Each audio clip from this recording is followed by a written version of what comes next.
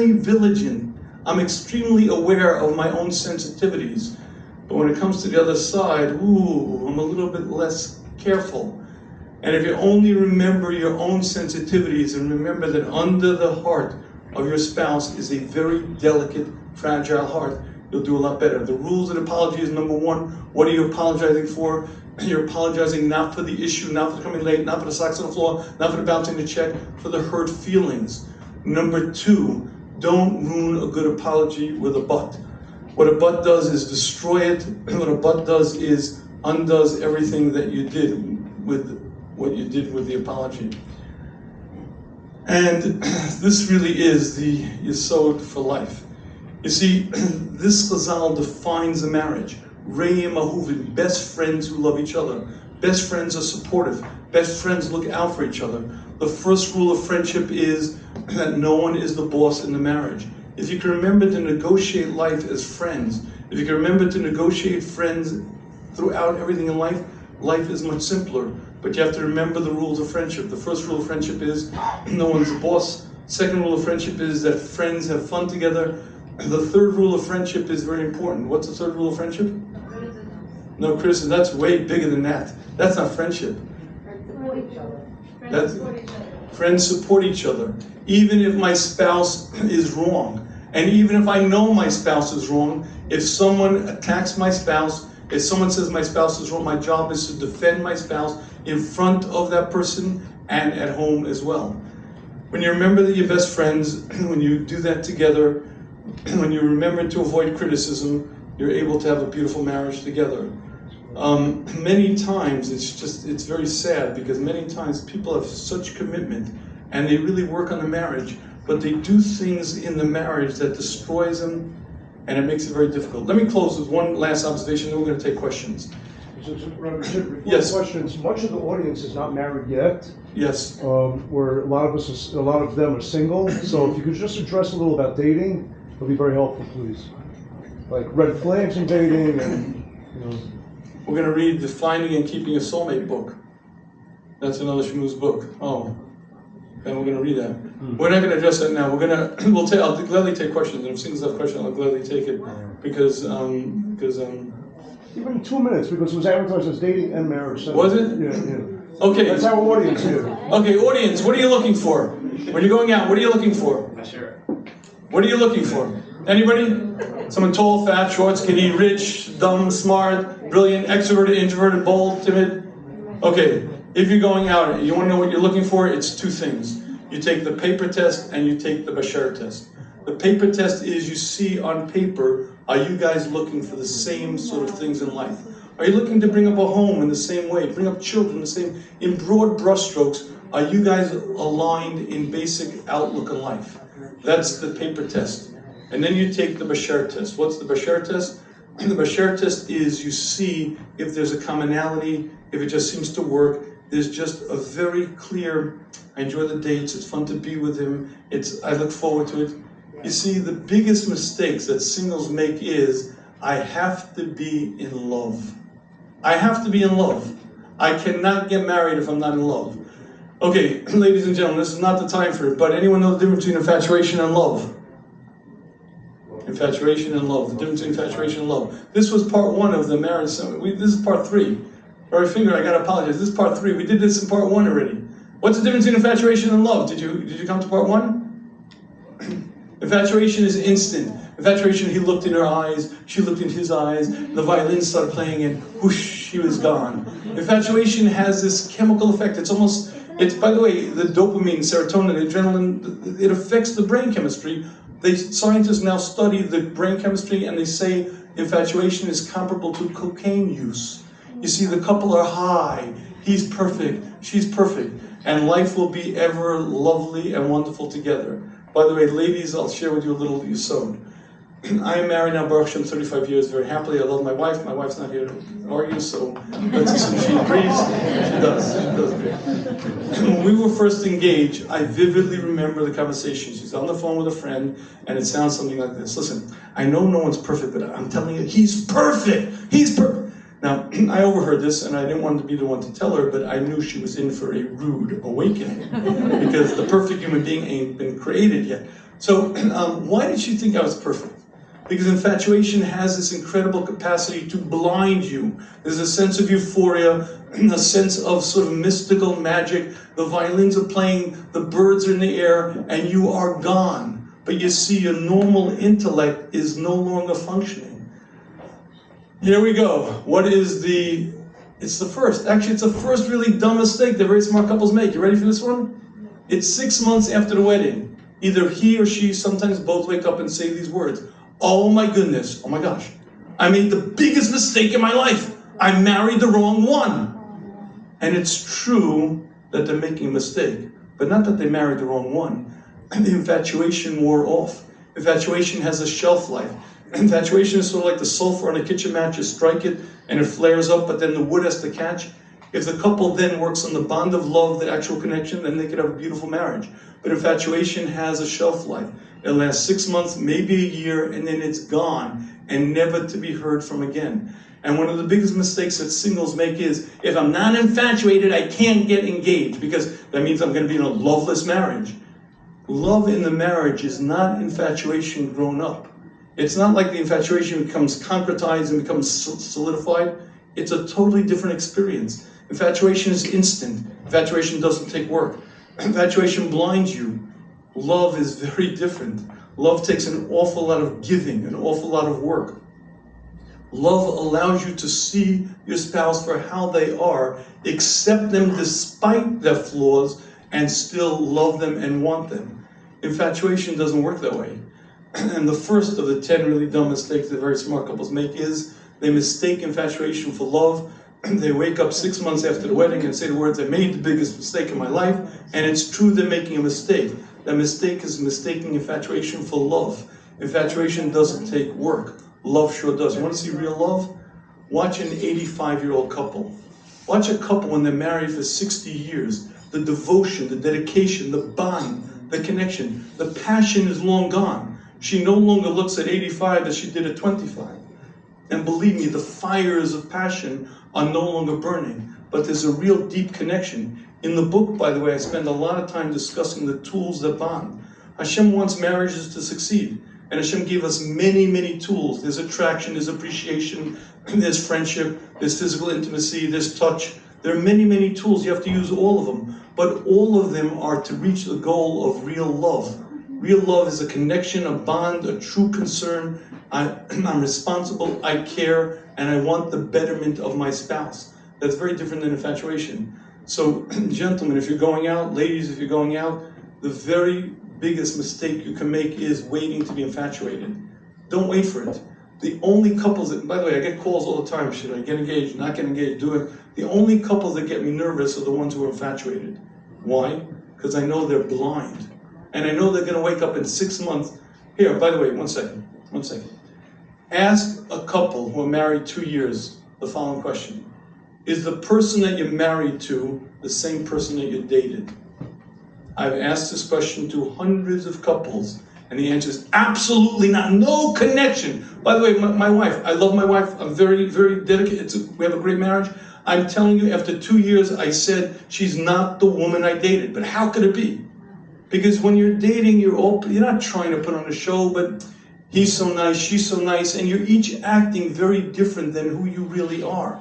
And once you get married and your hair comes down and suddenly it's real life, ooh, it's a whole different ball game. So the first mistake is to think you need to be infatuated.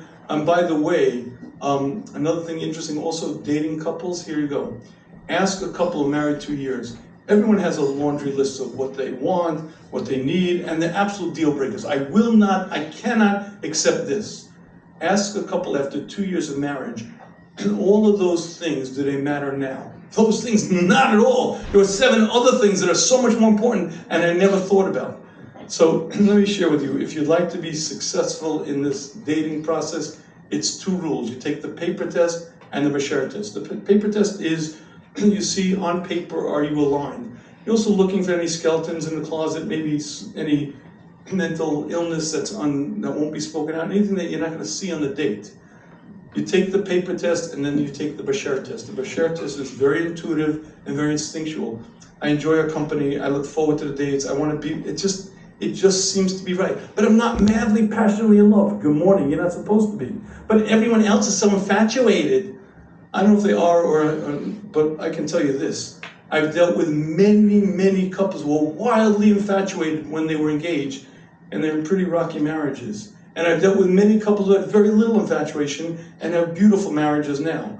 So don't look at infatuation as it's going to grow up into real marriage. If we're so infatuated now, can you imagine how in love we're going to be?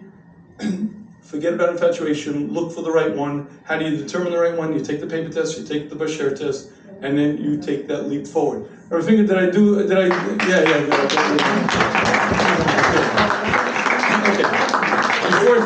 Before I finish and I take questions, I want to read something to you. This is a letter that Rabbi Kiega wrote. Rabbi Kiega was one of the great Achronim, living in the 1700s. He was one of the greatest scholars in Europe, and he was known as a man who never wasted a minute, a man who was totally devoted to the Jewish nation. He was one of the great leaders of the Jewish nation, but he was a man of incredible intelligence and incredible Yerushalayim, incredible devotion to Hashem. In any case, his wife died, and someone read him a shidduch. Someone wanted him to go out with another woman, and there was enough time for him potentially to consider a match. And he wrote this letter. How can I answer you? All of my senses are confused. I can't concentrate on anything. How can I forget the love of my wife, the wife of my youth, my pure dove who Hashem blessed me with? We produced wonderful children together. She raised them to Torah, Yerushalayim. She supported my every effort. She cared for my health and wellness. With whom shall I share my worries and receive comfort? Who will look after and care for me? But then he says these words. As you can tell, I'm a broken man in a dark world. I've lost all pleasure. I accept Hashem's decree, but I cannot answer any questions now. The tears make me unable to read. I did everything in my power to care for my wife and keep her alive. Now I am too weak and in grave danger. I am unable to eat. I can barely keep anything down. I can't sleep. I can't daven without distraction. I can barely learn. This was one of the most mature, developed people in his generation. One of the greatest scholars. And you think of a scholar as a great tzaddik, but when you read about the passion, the connection, the bond, that is a Jewish marriage. It requires an awful lot of work. But you know why it requires work? Because I have to break out of the shell of me. We're born 100% selfish. A baby is absolutely self-centered. The baby's hungry, the baby cries. The baby's wet, the baby cries. All the baby knows is its own interests, its own needs. We were put into this world to grow and to change. And the goal is to become other-centered. The greatest school of growth is marriage, because it's the first time in your life you have to really put your own needs aside and say, I want to do this, but my spouse doesn't. I know this is the best way, but my spouse doesn't want to do it this way. And the ability to put someone else's needs first, the ability to look at the world through their eyes, the ability to experience things as they do and not be dismissive requires an awful lot of growth. And when you read about a man like this who had such an attachment, such a bond, and you understand that's what a Jewish marriage is, it takes a lot of work, but ultimately that's what Hashem wants and that's what we're supposed to be doing. Now, on the back of these cards is a blank spot. The blank spot is for you to write questions. You should also have pens. If you'd like to, please write any questions you have, and someone's going to come around and collect them and bring them forward. But you do have 5 by 7, so you can write in clear enough letters so I can actually read it. If you write a question, please write it legibly so I can read it. And I say this, I will take any question except, how can I change my spouse? Not taking that. But please feel free to, you can ask questions on this lecture, the previous 2 lectures if you remember them, or anything else that you would like to, and you can pass them forward if you like. And if you have no questions, it's even better. Okay, while we're waiting, let me, a quick plug. The 10 really dumb mistakes that very smart couples make is available for sale in the back. If you're watching on Torah anytime, you can go to theshmooze.com and get it. I also want to announce, okay, I have to make this announcement. Ladies and gentlemen, you gotta hear this, you gotta hear this. This is my source of pride right now. I am so proud of this. You see this object over here? It looks just like the 10 really dumb mistakes that very smart couples make, right? Except I made a discovery. This is a book. and anyone 30 or younger is illiterate. Illiterate, they cannot read. They physically cannot read. I cannot tell you how many times guys have said to me, the book is great. What page you up to? Page 10. There's a table of contents, there are scummers, it starts on page 12. How long have you had the book? 3 months. Okay, so I got it. You either have ADHD or you're literally illiterate, so therefore I said I'd give up. But I'm not giving up the fight, so I decided video is the answer. So I made animated videos, 3-minute videos, 4-minute videos, and they're animated, very clever. I made 51 of them, and I put them into a video book. What's a video book? A video book is, it's a video book. This is the tale of Sheena and Bensi Cohen. Sheena and Bensi are an all-American couple, both bright, talented, and successful. Both brought up in good homes, both confident and goal-oriented, and both a bit surprised with what marriage has brought them. Here's Sheena's version. Dating Bensi was exhilarating.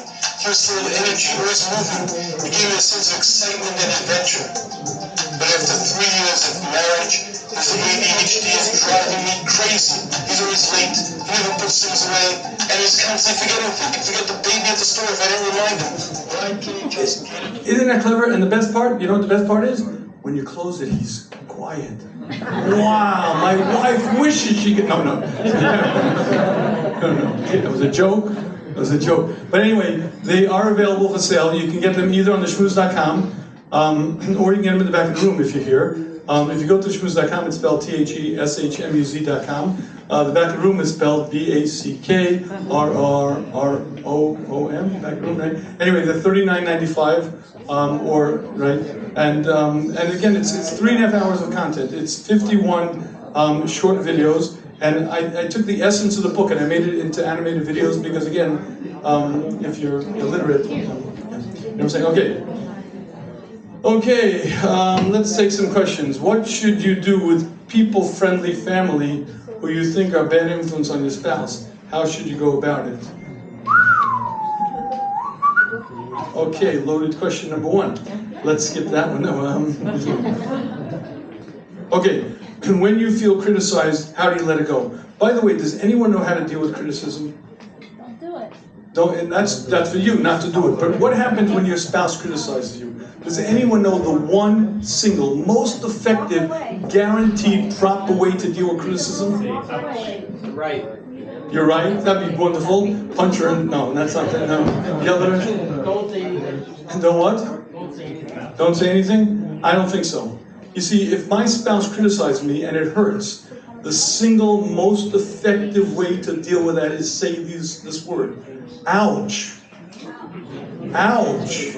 You see, watch. I'm not going on the offensive. Watch. Let's assume my spouse loves me and we have a good marriage, but she said something, whatever, it hurt me. Now, obviously, she didn't understand that it was mean or callous. She never would have done it. So why'd she do it? Because she didn't realize. So invariably what happens is she says something hurtful to me and I give it right back to her. Now, she didn't mean it, and for no reason whatsoever, I'm attacking her. So she hears herself, she said something innocent, and for no reason whatsoever, I'm attacking her.